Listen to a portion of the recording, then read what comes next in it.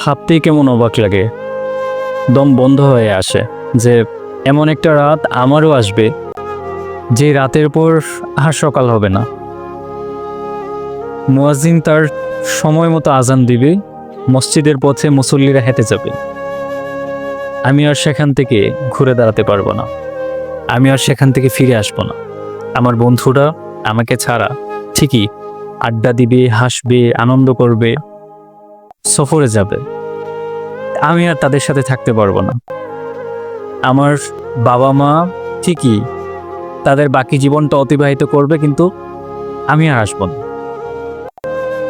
পৃথিবীর চাঁদ সূর্য সমস্ত আয়োজন ঠিকঠাকভাবে চলবে, কিন্তু আমার যে আর ফেরা হবে না।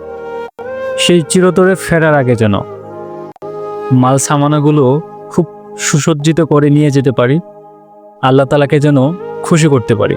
আল্লাহ তাআলা সেই তৌফিক আমাদের সবাইকে দান করুক।